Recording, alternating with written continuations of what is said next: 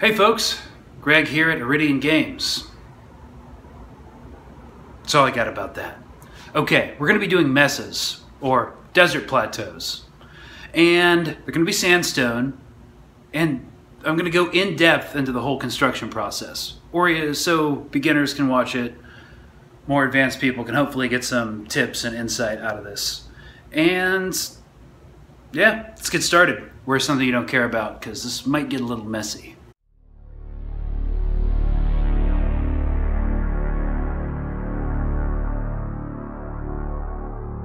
So, we are going to begin today's journey with some Woodland Scenics rock molds. They're not the only company that makes them, but they make most of them. These particular rock molds were purchased from two of their starter sets. I got them just because I like the molds, and I don't think they sell them independently.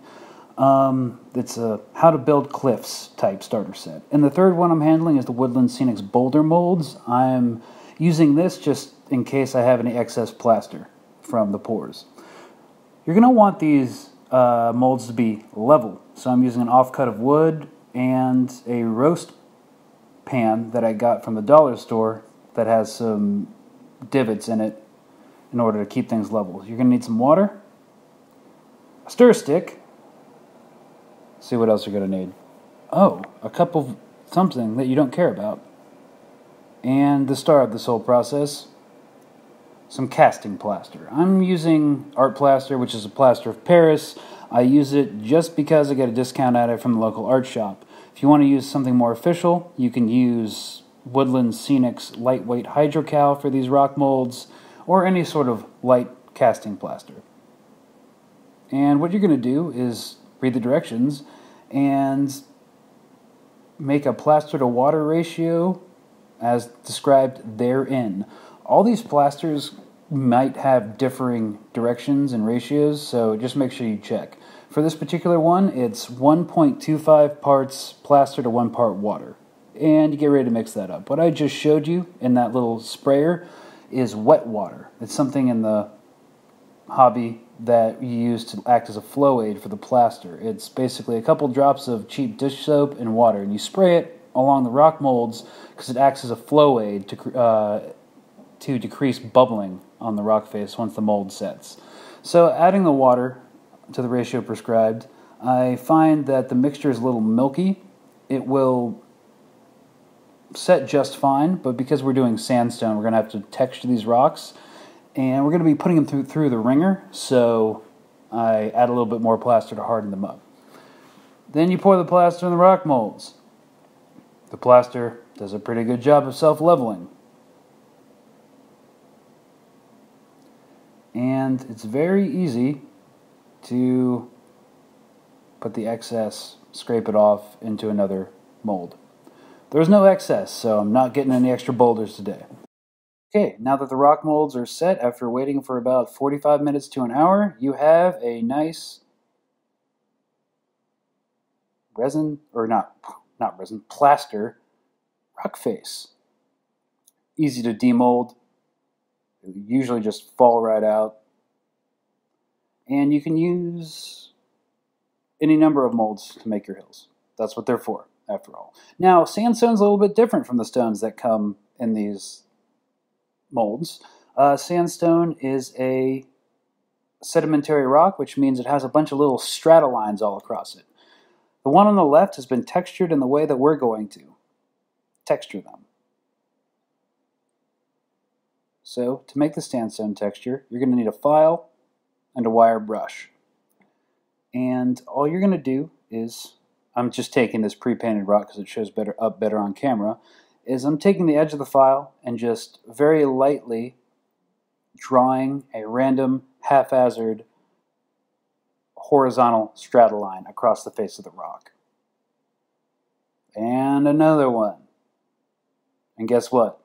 Another one after that. All the way up until you have a good amount of strata lines.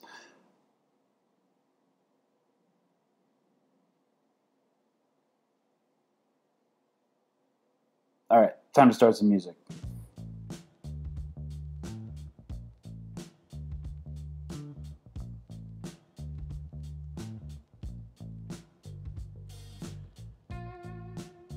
You also don't want to go too deep. If you go too deep, it's going to look really campy, which you don't want. So I'm basically just doing enough to take off the paint. Now, once all of your large strata lines are carved, you're going to make a bunch of small ones with a wire brush. This is usually really easy, especially if you just cast these molds, but that one's been dry for literally days, so I come in with the war brush and go to town. And that worked. Not necessary for the other ones, though. Okay, then I'm doing it on one of the ones that I just cast. And we're going to do a close-up on this so you can see what you get. So you have the big strata lines, you have the small strata lines from the wire brush, and then if you look closely you can see in a few more cracks in the rock that I put in, they're smaller lines. They're not really that noticeable, but I added them just for extra flavor.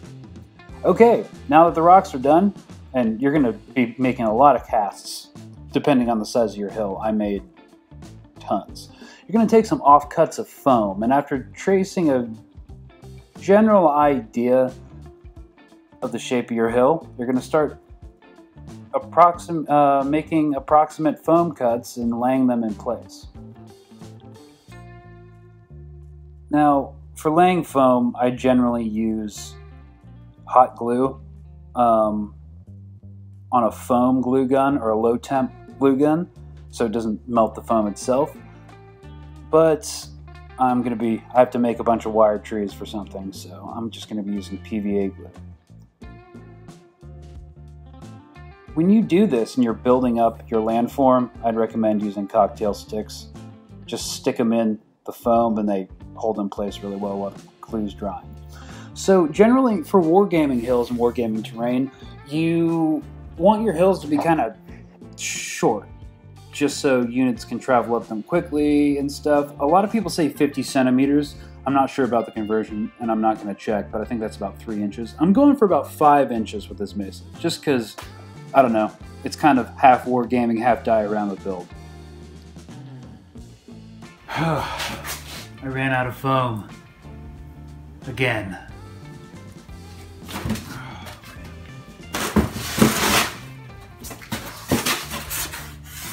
I love this box. One thing to note here is that you generally are going to want some way to get on top of the hill. It's a mesa, so there's not really a natural slope that you can ascend. It's basically just sheer rock walls around everything. So what I'm going to do, and this isn't going to be in this video, but it's a very simple process, is just make a styrofoam path that has a kind of like a carved stone texture on top of it, from the ground up to the hill itself. And when you're doing any sort of incline so that units can go from the ground to the top of the hill, you don't want it over 30 degrees. I'd say 30 degrees is the max. So just use a protractor, figure it out, and then test it on a mini, or a number of minis. So now that your landform is built up, I'm coming in with hot glue to glue these plaster casts onto the rock face. Now, this is not the preferred method to do it, but if you don't want to go over budget for a project, it's a really cheap option. And this is kind of oriented towards beginners, and you might not have more of the fancy types of adhesion. I still really don't, because I just get away with using hot glue. So I'm using hot glue and just, after a tiny bit of planning, in place my rock molds. Now, it's important to note that on the back of each of these rock molds, I took that same wire brush and just brushed the back of it so that when I placed the glue on top of it, it would seep into all the tiny cracks and adhere stronger to the back of the rock face as you put it on the foam. And I'm using some boulders to kind of fill up larger gaps.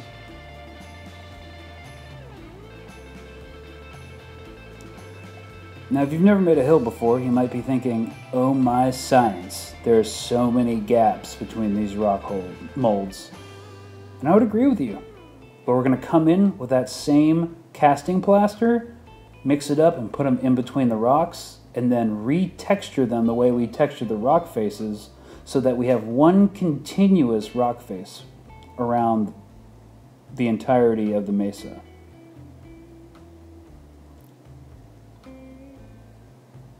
And don't stress yourself out about rock placement. There's really no mistakes in nature. Okay, so we're gonna mix up some more of the casting plaster. Get yourself a texturing tool. I'm just taking off the foam from a Polybrush and using that. I'm working in small batches. I take the plaster and I put it into a little cup. Add the water, mix it up. I work in small batches because it doesn't have a lot of working time. And I just apply it in between all the cracks in the rocks. You're going to lose some detail by doing this, but that's okay because again, we're going to retexture the whole thing. I use a combination of a finger or a thumb and a texturing tool to work them in between the cracks. Then I take a wet brush that I don't care about anymore, fill in the holes, subtract plaster from places I don't want it, like the textured rocks themselves, and I fill in gaps.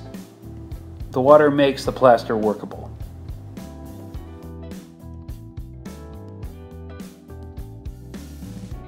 I don't know what the camera's doing right now. Sorry. Come on. Alright, we're back. And observe how that brush, watered down, fills up that little hole. Excellent. So when that's done and you've worked your way across the entire rock face, which took me a long time, you're going to come back in with a file and basically connect the strata lines that we carved on the rock molds across the intervening plaster and connect it to the strata lines in the adjacent rock mold. Then once all the strata lines have been connected, I just come over and rebrush the whole thing with a wire brush.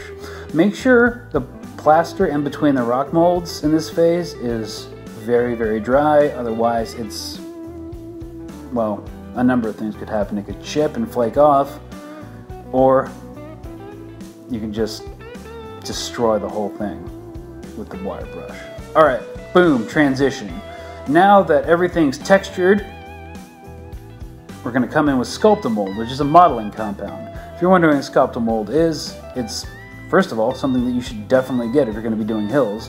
And it's essentially paper pulp with a fine casting plaster. And it's great for building up landforms. Super easy to work with, super forgiving in terms of the water to material ratio. All you do is take a stir stick, a mixing bowl, and everyone says mix it up to the consistency of cottage cheese, so I'm going to regurgitate that. Mix it up to the consistency of cottage cheese. And then you just emplace it beneath the rock molds. Now, as you can see, I haven't gone all the way down to the bottom with my rock mold placement on the side of the cliff. And this is because this sloping ground leading up to the rock face is going to cover up about a third of the mesa or the rock wall. So I build up the bottom portion of the mesa with Sculpt the Mold. Sorry for the Wobble Cam 5000. And then in order to blend the Sculpt the Mold into the bottom of each rock mold, I just take a wet brush. It responds just like the plaster. And if you end up obscuring any detail, you can just go back with a brush and fix everything. Okay, moving on. So what I'm doing right now is that just building up the incline with Sculpt the Mold is a large expenditure of Sculpt the Mold, and I don't feel like purchasing another 3-pound bag for this project. So I'm just kind of cutting foam into shape to kind of fill up some of that space, and so I can place the Sculpt the Mold on top of it. So kind of making inclined cuts. You hear that? That's the sound you're looking for. And putting them in there. Sculpt the Mold sets pretty quickly, but it still has a pretty long working time. And you're going to be able to shape it just by wetting your finger in some water for a while after you unplace it. So nothing to stress too badly about. Okay, now I'm also building up some of the terrain on top of the hill. The pathway up to the zenith of the mesa is getting some Sculpt the Mold and all that. All right, moving on again. Now, I'm not going to do a video on this because it's pretty self-explanatory, or I can just explain it. You don't need a video for it. All I did was create a styrofoam ramp and glue it to the side of the hill, then covered it in Dap Patching Plaster and let that dry. Now, this pink stuff is Spackle, or wall filler, and I'm doing a second coat on top of the patching plaster because Spackle actually takes texturing or sculpting. It's not the preferred material, but it's what I'm using because I don't want to use any more casting plaster or go over budget for this process. So I'm taking a fine point sculpting tool, and what I'm doing is I'm making a bunch of little divots.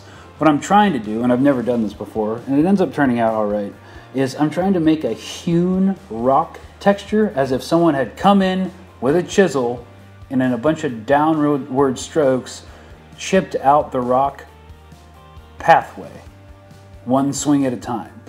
So this texturing tool I'm using is, I don't know, intended to create that effect.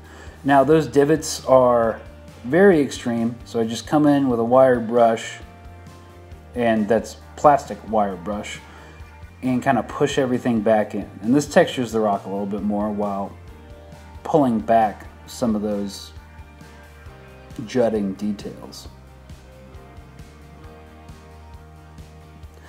And then on top, I'm making the second layer, and I'm just going to carve stones in. Now, if I was using craft foam or blue insulation foam or pink foam or any type of foam that doesn't suck, I would simply carve these rocks. But it's expanded polystyrene, so I can't do that. So I'm taking a dollar store hair curler and using it as a poor man's texture roller pin. And this is going to give me the outline of the bricks and give me a head start on carving it out with this texture tool. But I'll do this in another video if people really want it. We're just going to skip ahead. Okay, boom. Now that the Sculpt the Mold is drying, we're going to make some horrendous texture paste. Now, if you've been in this hobby for any amount of time, you probably know about the Citadel technical paints and the Vallejo earth textures. It's basically paint with some technical material like grit, and you basically lay it down on your miniature bases or dioramas, and it gives you a sort of earthy effect. We're going to be doing that, but to a horrendous degree. First thing we're going to do is we're going to take some spackle, or wall filler, if you don't live in the US. I don't know why we call it spackle. Probably for the same stupid reason we're on the imperial measuring system. Okay, so I'm adding some PVA glue just to make it watery and more workable. Then I put it into, and then what I do is add all-purpose construction sand, and then various sizes of grit and rubble. And I just keep mixing it in until I get the consistency you want. I am not going to talk about ratios because I don't know what ratio I used. As long as you can see some spackle in there, it's going to harden nicely. So you can put a ton of this stuff being the grit, in there, and it will still dry very firmly. And I just keep building that up, eyeball it, trial and error, and you don't want it to be gloopy. That's the technical word for it. You want it to be you want it to hold shape. Yes. You don't want it to be too watered down. So as I take out this horrendous texture paste, it's kind of holding shape. So we're good to go. And this is what we're going to use to make the rocky texture on top of the mesa. Or one of the things we're going to use. So I'm coming in, just emplacing them, not them, Jesus. I'm emplacing the texture paste on top of the wooden stir stick.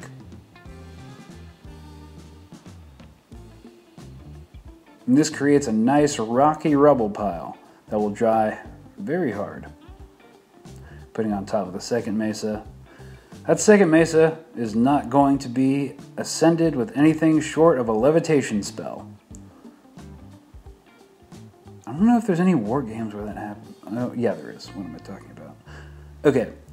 And I'm also selectively putting globs of the horrendous texture paste on top of the slope leading up to the Mesa. Then I'm coming in with a wet brush, and just like with the plaster, I'm using the wet brush to shape and blend the texture paste into the base, not the base, the top of the hill. If you don't blend the wall filler in, it's going to look like a glob of crap. So make sure you make it flush with the ground cover. Doing the same thing at the base of the hill.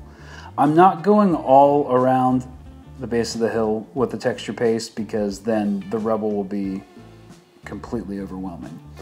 And I'm blending the texture paste into the top of the rock face so that there's a seamless transition from the rock to the rubble. Boom. Okay. As you can see, there's a pathway coming from the stairs towards the largest part of the Mesa. Now, once that horrendous texture paste starts to dry and you're done with that, you're going to get some tacky glue. I'm just using Aleene's tacky glue, but any kind of tacky glue will work for this. You need tacky glue because it's sticky automatically. Then I painted all over the sides that aren't covered by the texture paste, and I just drop talus onto it. And because the glue's tacky, it sticks automatically. And that's how you build up the slopes with a rocky texture.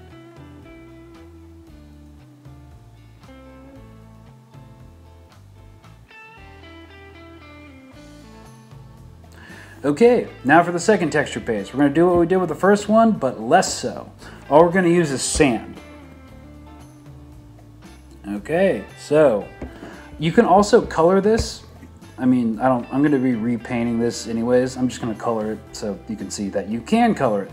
So adding the spackle in there, some glue to make it workable. I'm going to mix it up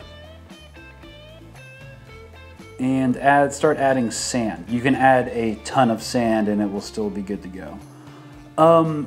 So I use this for some ground texture. I'm going to come in with a Q-tip later after the first layer has dried and make a kind of cracked earth effect.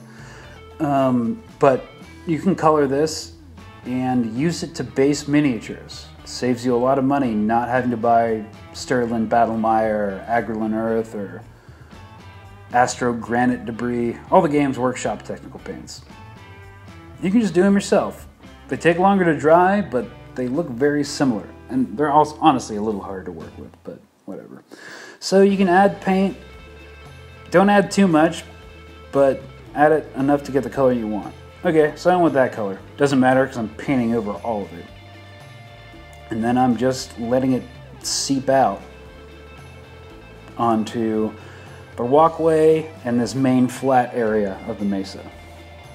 Then I'm coming in with a poly brush with the foam removed and just making everything flat.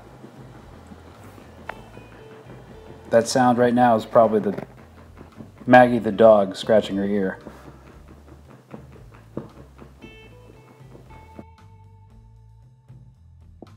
Okay, yeah, brush is coming back in, blending stuff.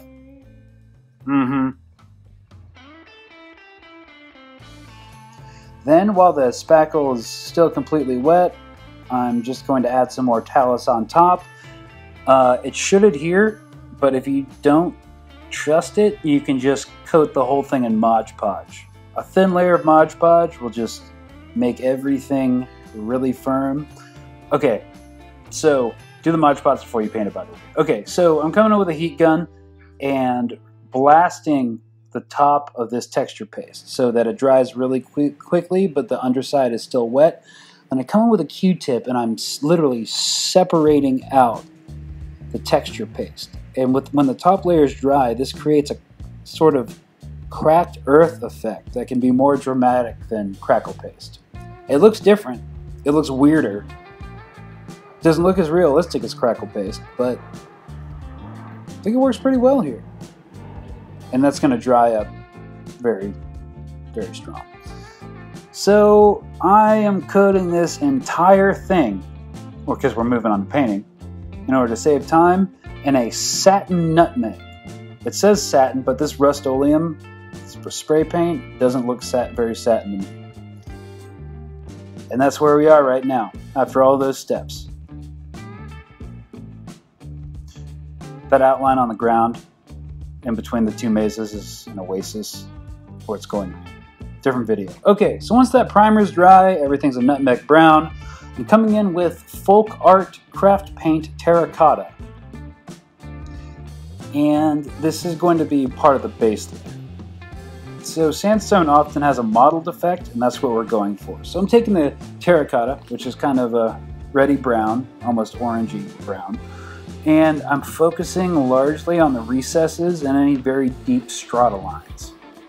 And honestly, I'm doing a really fast job. This is time-lapsed, sped up, but not that much. I'm not trying to be too careful or anything, and I'm covering about 80% of the rock face in the terracotta.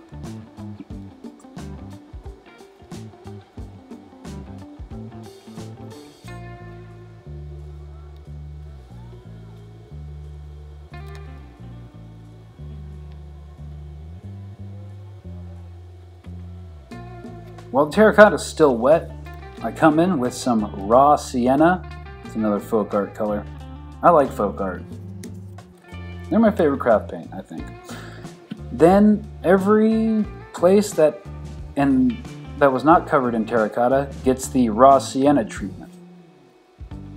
And I kind of do some blending as well, but really quickly and expending very little effort and concentration on anything. It's almost like a camo paint job.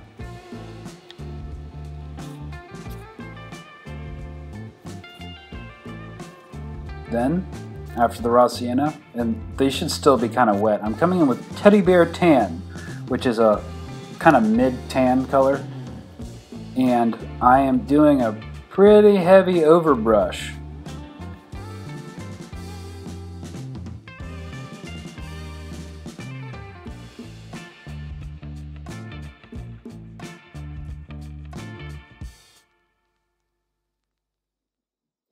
I'm pretty much getting everything that's not a significant recess. So in the deepest of the recesses, the terracotta will remain untouched, and the raw sienna to some extent. But this Teddy Bear Tan I've found in this painting method really binds all the different colors together and makes it look more like one color while not being one color. So after the overbrush is complete, I call it done in terms of base coat. It doesn't look like sandstone yet, but it's about to.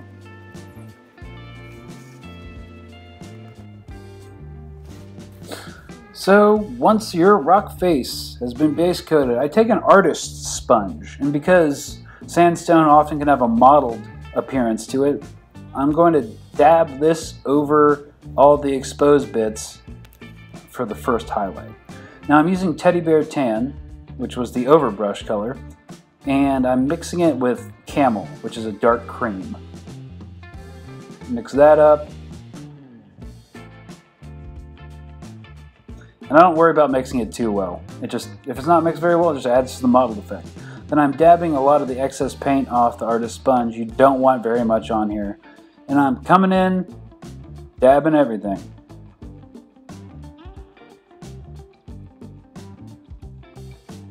So it's starting to look kind of like sandstone right now.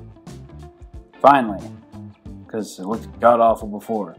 Then after that's done, I wait for that to dry completely. Then I come in with just the Camel and do a pretty heavy dry brush.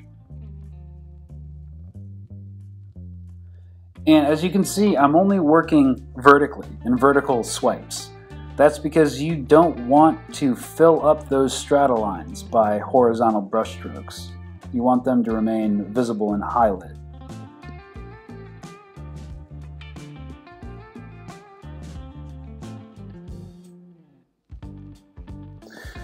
Then I'm mixing Camel with a white, and this is for the final highlight. This is going to be very subtle, hopefully, with just a tiny amount of paint on the brush. See, when it comes to painting terrain, it's kind of the opposite of miniature painting. With miniature painting, we want the highlights to be out there because it looks really good. You can really see a lot of the features, small features on a miniature.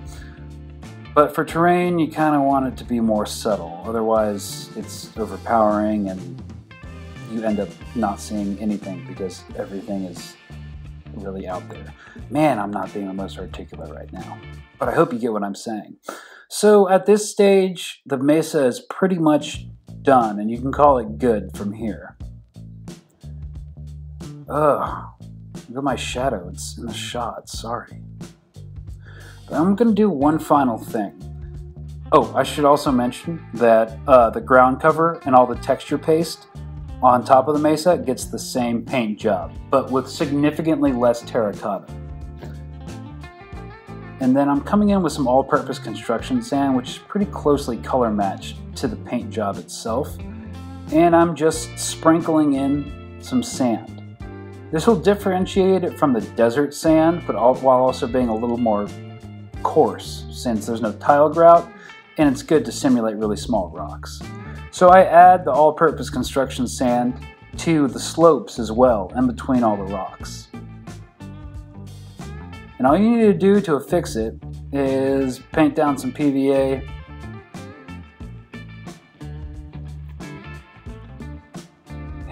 hit the sand with some ISO so that the PVA will get flowated all around bits of sand, and let that dry. Now it's time to add the rest of the sand that we're using on all the modular board tiles. PVA base, sift that sucker on there, and I get some of the desert sand on top of the Mesa slopes as if like the wind had blown it on top. And then you just keep working your ground cover around. And that's the end of the Mesa. All you have left to do after following those steps is add your vegetation. And I add a lot. Stay tuned for next episode because... One second. Okay, there we go. Stay tuned for next episode because right under that cliff that we just shot by is going to be an oasis. And that's what we're going to talk about. Yeah, that little hole you see right there in between those two things. Total oasis. And that wraps it up. See you next video for oases, followed by vegetation, followed by how to do shale hills. Shale is another sedimentary rock. It's generally gray, but it can be found interbedded with sandstone. So, we're gonna give it a crack at that. Like, share, and subscribe if you feel so inclined. Have a great week.